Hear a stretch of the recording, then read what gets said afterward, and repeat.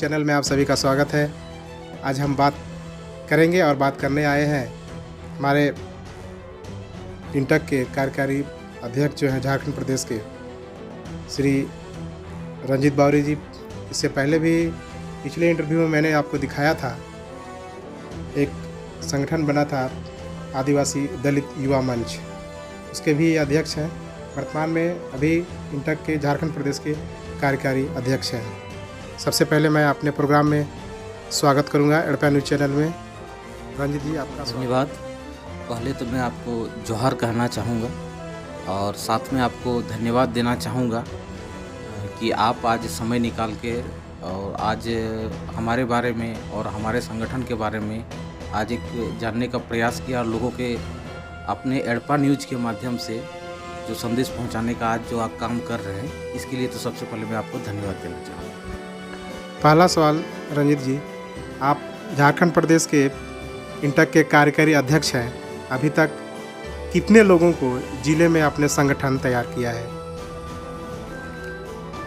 देखिए, जब से हमको जिम्मेवारी मिला है, अभी पूरे झारखंड प्रदेश में से 24 ज़िले हैं, तो 24 ज़िले में से कम 8 ज़िले में हमने जिला कमेटी गठन कर दिया। और जिला कमेटी गठन करने के साथ साथ जो 2019-20 का जो श्रम कानून है, तो श्रम कानून को लेकर मैंने प्रत्येक ज़िले में एक शिविर लगाया, एक गोष्ठी किया और गोष्ठी के माध्यम से बोला कि पहले तो हमें सीखना होगा, सीखने के बाद हमें समझना होगा, मजदूरों को दर्द को समझना होगा और लड़ना होगा। तो कम से कम 8 ज़िलों में, उत्तरी छोटा नागपुर में विशेषकर और दक्षिणी छोटा नागपुर के कुछ ज़िलों में मिलाकर 8 ज़िलों में हम लोग का संगठन अभी कार्य कर रही है। जैसा कि आपने बताया कि 8 ज़िलों में संगठन कार्य कर रहा है, अब बाकी ज़िलों में कब तक इसमें संगठन विस्तार किया जाएगा? बहुत 2-4 महीने में कम से कम 24 ज़िलों में संगठन आपको दिखने लगेगा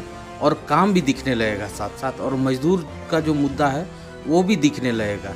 सड़क से सदन तक हम लोग को मजदूर हित में जो भी बन पड़ेगा, हम लोग मुद्दे को। आप इंटक के कार्यकारी अध्यक्ष हैं, आप एससी समाज से आते हैं। आपके इंटक में एससी समाज के कितने लोगों को आपने अभी तक जोड़ने का काम किया है? आज तक पूरे झारखंड प्रदेश में जितने भी श्रमिक वर्ग रहे, वो विशेषकर 90% अगर आप देखिएगा तो एसटी एससी समुदाय से ही लोग रहे, और 90% में से अगर 80% किसी का शोषण हुआ है श्रमिकों में, वो भी एसटी एससी मजदूर ही रहे। तो मेरा मानना है कि जब श्रम हमारा, धरती हमारा, कानून हमारे लिए बना, तो फिर भी हमारे लोगों का शोषण क्यों हो रहा है? क्योंकि हमारे एसटी एससी ओबीसी माइनॉरिटी, इन लोगों को जो प्रतिनिधित्व होना चाहिए, जो श्रम कानून का जानकारी होना चाहिए, और जो मजदूरों का मुद्दा है, तो इनसे बेहतर जो है शेड्यूल कास्ट और शेड्यूल ट्राइब से बेहतर और मेरे हिसाब से कोई नहीं समझेगा, और वही इस जो समझेगा वही इस लड़ाई को लड़ सकता है। तो इसीलिए एसटी एससी का प्रतिनिधित्व होना बहुत ज़रूरी है मजदूर संगठनों में। चलिए, बहुत अच्छा आपने बताया। आप इसके पहले बावरी समाज से आते हैं, दूसरी बात आप झारखंड दलित आदिवासी युवा मंच के अध्यक्ष थे उस समय, और अभी आपने इसका, जैसे आपके बताया कि आपने नाम चेंज किया है झारखंड सेवा दल। झारखंड सेवा दल अब किन किन उद्देश्य पे काम करेगी, इसका काम करने का बेस क्या होगा और तरीका क्या होगा, इसके बारे में थोड़ा बताइए विस्तार से। देखिए, मैं इंटक में भी हूँ, मैं राजनीतिक और सामाजिक दोनों को परस्पर लेकर चलने का काम करता हूँ, और मेरे हिसाब से अबुआ दिसम अबुआ राज का जो कल्पना करके जो गठन किया गया था झारखंड प्रदेश का, कहीं ना कहीं अभी भी अधूरा है। कारण उसका ये है कि पूरे झारखंड प्रदेश में जितने भी लोग हैं, जितने भी झारखंडी लोग हैं, उनका सर्वांगीण विकास होना बहुत ज़रूरी है। तो सर्वांगीण विकास को हम लोग कई पार्ट में हम लोग बांट के देखना चाहते हैं। उसमें शिक्षा है, उसमें स्वास्थ्य है, उसमें स्वरोजगार भी है, उसमें जो कार्यपालिका न्यायपालिका जितने काम है उसके प्रति भी अवेयर करने का काम है, जागरूक करने का काम है। और अधिकार, अभी आप चले जाइए सुदूर ग्रामीण क्षेत्र में, अभी अगर आप बोलिएगा कि भाई वृद्धा पेंशन योजना क्या है, उसको पता नहीं। लाल कांची में रहता हूँ, रिम्स में रहता हूँ, सुदूर ग्रामीण क्षेत्र से लोग आते हैं, उसके पास आयुष्मान भारत कार्ड का बना हुआ नहीं है, लाल कार्ड बना हुआ नहीं है। इतना सारा योजना तो सरकार बना देती है, राज्य सरकार, केंद्र सरकार, लेकिन सरकारी चीज़ों का लाभ नहीं ले पाती है। कारण यह है कि उनको जानकारी नहीं है, जागरूकता का अभाव है। तो मेरे हिसाब से झारखंड सेवा दल जो है पूरे 24 जिला में 256 प्रखंड में करीब 3000 ग्रामों में कमेटी गठन करके शिक्षा, स्वास्थ्य, स्वरोजगार और संवैधानिक अधिकार के साथ साथ जो भी सरकारी गैर सरकारी जो सुविधाएं होती है उनके प्रति जागरूक करने का काम करेगा और सुविधा जो है मुहैया कराने का काम करेगा। ये पूरे झारखंड सेवा दल कटिबद्ध है और इसी मुद्दे पर हम लोग आगे बढ़ेंगे। ये झारखंड सेवा दल बिना पैसे के यानी फंडिंग कहाँ से होगा या बिना फंडिंग के कैसे काम करेगी? फंडिंग कहाँ से आप इकट्ठा करेंगे?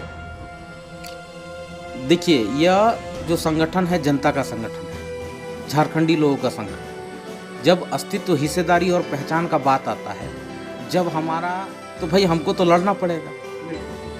और फंड हम एक एक रुपया, 2-2 रुपया करके, जैसे कि यहाँ पर जो है राजनीति जब झारखंड का हुआ तो 1 रुपया पैसा और 1 मुट्ठी चावल से स्टार्ट हुआ और उस नारा के साथ पूरा झारखंड प्रदेश में आंदोलन हुआ अलग राज्य के लिए और झारखंड मिल गया। तो उसी तर्ज पे हम लोग भी काम करेंगे कि हम लोग एक एक ग्रामीण जनता से 1-1 रुपया पैसा लेकर, 1-1 मुट्ठी चावल लेकर हम लोग जनता के साथ जो है जनता के लिए काम करेंगे।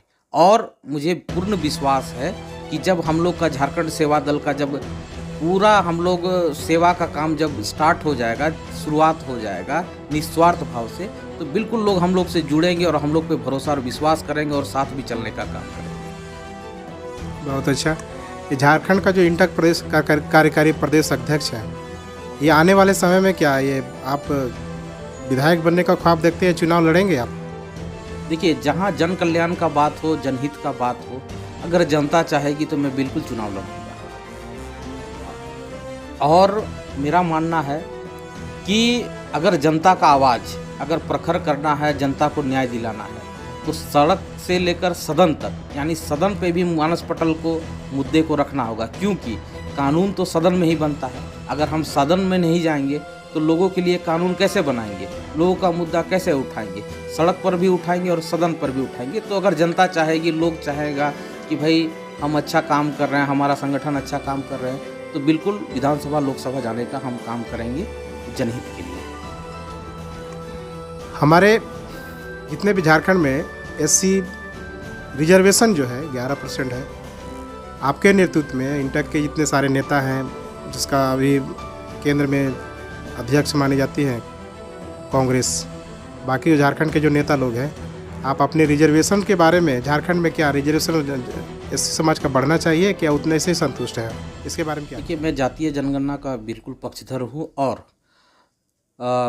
मैं कांसीराम जी का एक बात याद करता हूँ कि जिसकी जितनी संख्या भारी उसकी उतनी हिस्सेदारी। कई प्रदेशों में जो है, जो सुप्रीम कोर्ट बोले थे कि 50% से ऊपर आरक्षण नहीं होना चाहिए, तमिलनाडु जैसा स्टेट में 50% से ऊपर आरक्षण दिया गया है। तो मैं कांसीराम जी को, मतलब बातों को मैं दोहराना चाहता हूँ कि जिसकी जितनी संख्या भारी उसकी उतनी हिस्सेदारी। तो यहाँ पर एसटी, एससी, ओबीसी और माइनॉरिटी को जनसंख्या के आधार पर हिस्सेदारी मिलना चाहिए। और शेड्यूल कास्ट का ही क्यों, शेड्यूल कास्ट के साथ साथ शेड्यूल ट्राइब का, ओबीसी का और पिछड़े मिलना चाहिए। क्योंकि हजारों साल से ये वर्ग जो है सभी चीज़ों से इनको वंचित किया गया है, शोषण किया गया है, दुत्कारा गया है। अगर उनको अभी बाबा साहेब अम्बेडकर का संविधान के अनुसार अगर न्याय नहीं मिला, आरक्षण नहीं मिला, चीज़ों पर अधिकार नहीं मिला, संवैधानिक मौलिक अधिकार का लाभ नहीं ले पाए, तो फिर तो ये उनके साथ अन्याय होगा। तो मेरे हिसाब से आरक्षण बिल्कुल बढ़ना चाहिए जनसंख्या के आधार पर और जातीय जनगणना का मैं पक्षधर हूँ। इस बात को आप झारखंड विधानसभा में पहुंचाने के लिए क्या कार्य कीजिएगा? बिल्कुल, इस बात को लेकर हम लोग कई सारा प्रोग्राम को लेकर हम लोग विचार कर रहे हैं। जैसे मानव श्रृंखला है, या फिर पूरे राज्य में एक हस्ताक्षर अभियान को लेकर जो है हम लोग मुख्यमंत्री तक पहुंचाएंगे। प्रखंडों से, पंचायतों से ग्रामीणों को हस्ताक्षर लेके कि इतने लोगों का आवेदन आया है कि हम पक्षधर हैं, मानव श्रृंखला बनाकर इस काम को कर सकते हैं। तो कई इस तरह से सामाजिक कार्यक्रमों को जो कानून सम्मत कार्यक्रम है करके हम लोग विधानसभा तक पहुंचाने का काम करेंगे और काम जारी रहेगा हम लोग का। बताया जाता है कि जो पिछड़े तबके के जो हैं, पिछड़े समाज का शिक्षा व्यवस्था बहुत वीक है।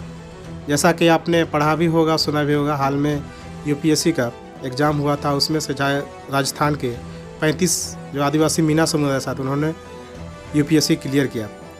हमको लगता है कि झारखंड में भी एक समाज का एक संस्था होना चाहिए जिसमें मान लिया जाए एसटी है तो आईपीएस ट्राइबल आईपीएस एकेडमी होना चाहिए, या एससी है तो एससी शेड्यूल ट्राइब आईपीएस अकादमी होना चाहिए। क्या ऐसा आप भी सोचते हैं? क्या इन सब चीज़ों के लिए नेताओं तक आप बात पहुंचाने की कोशिश करेंगे? नहीं, देखिए, मैं नेताओं का तो बात नहीं बोल सकता हूँ क्योंकि कुछ का अपना एक व्यक्तिगत कार्यशैली होता है, कुछ का कुछ अपना एजेंडा होता है। देखिए, हमको लगा कि ऐसा होना चाहिए। आपका मैं बातों से सहमत हूँ कि शिक्षा के स्तर में जो भी सिविल सर्विसेज का एग्ज़ाम होता है, आईएएस आईपीएस का एग्ज़ाम होता है, उसके बाद यूपीएससी का होता है, यहाँ पर जेपीएससी का, बिल्कुल इसके लिए एक स्पेशल एकेडमी होना चाहिए क्योंकि हमारे यहाँ पर जो है शिक्षा का बहुत अभाव है। शिक्षा में जागरूकता का अभाव है और लोग सक्षम भी नहीं है कि भाई यूपीएससी और जेपीएससी का तैयारी करें। तो इसीलिए तो झारखंड सेवा दल का गठन किया गया है कि हम लोग संगठन के माध्यम से फ्री ऑफ कॉस्ट एकदम निःशुल्क जो है एक 10 बच्चों से स्टार्ट करेंगे, बाद में जाकर हम 100 बच्चे, एक साल जो है झारखंड सेवा दल के माध्यम से यूपीएससी और जेपीएससी का तैयारी कराए और एग्ज़ाम भी उसको क्वालिफाई कराए और हर सुविधा जो है झारखंड सेवा दल के माध्यम से मुहैया कराए ताकि हमारे बच्चे बीडीओ सीओ बन सके, आईएएस आईपीएस बन सके, देश का नाम और झारखंड का नाम साथ में रोशन कर सके। झारखंड सेवा दल जो है, आप उसके अध्यक्ष रहे हैं, अभी अध्यक्ष है भी। इसके लिए मान लिया जाए आप अभी इंटक के कार्यकारी अध्यक्ष हैं, यदि काम का अतिरिक्त बोझ हो जाएगा तो यह जिम्मेदारी किसी दूसरे को दीजिएगा कि अपने पास ही रखिए? इसके बारे में क्या राय है? पिछले 12-13 सालों से संघर्ष कर रहा हूँ। मैंने डोमिसाइल का भी लड़ाई लड़ा, सीएनटी एसपीटी का भी लड़ाई लड़ा, पेशा कानून के तहत पंचायत चुनाव के आंदोलन में भी मैं साथ रहा। तो मेरा इतिहास तो काम का बोझ नहीं, काम में एक अलग आनंद है, अपने लोगों को न्याय दिलाने में एक अलग उत्साह है और मुझे इससे एक ऊर्जा मिलती है कि अपने झारखंडी का जितना शोषण होता है, आज मान के चलिए कि खुट्टी के कुछ लड़कियों को दिल्ली जैसे सब बड़े शहरों में बेचा जाता है। ह्यूमन ट्रैफिक का मामला आया, आप सभी जानते हैं। बहुत सारा लोग जो है बाहर से लोग यहाँ कमाने आते हैं, लेकिन यहाँ के लोकल लोग जो है दिल्ली, उड़ीसा, गुजरात, इतना खनिज संपदा संसाधन भरा हुआ है कि बाहर जाने का जरूरत ही नहीं है। तो मेरा कहना है कि अपने लोगों के लिए काम करना मुझे एक अलग से ऊर्जा देता है। तो मुझे इस चीज़ का चिंता नहीं है कि कितना बोझ होगा या नहीं होगा, बस मैं अपने लोगों के लिए निस्वार्थ भाव से एकदम ईमानदारी पूर्वक मैं काम करना चाहता हूँ। बाकी मैं सब कुछ ये करने के लिए, झेलने के लिए तैयार हूँ। चलिए, बहुत अच्छा रंजीत जी, आपने जैसा कि बताया, मुझे उम्मीद है कि आप अपने कार्य पर खरे उतरेंगे और विश्वास है कि आपका भविष्य आगे आने वाले में उज्जवल रहेगा। इसी बातचीत के साथ मैं आपको भी धन्यवाद करूँगा। आज अभी आपने देखा इंटरव्यू इतना ही समाप्त करते हैं। सभी को नमस्कार। अगले एपिसोड में मैं किसी और एक अच्छे समाज सेवी और प्रखर जो है युवा हैं उसको मैं अपने साक्षात्कार में आमंत्रित करूँगा। सभी को नमस्कार और जोहार।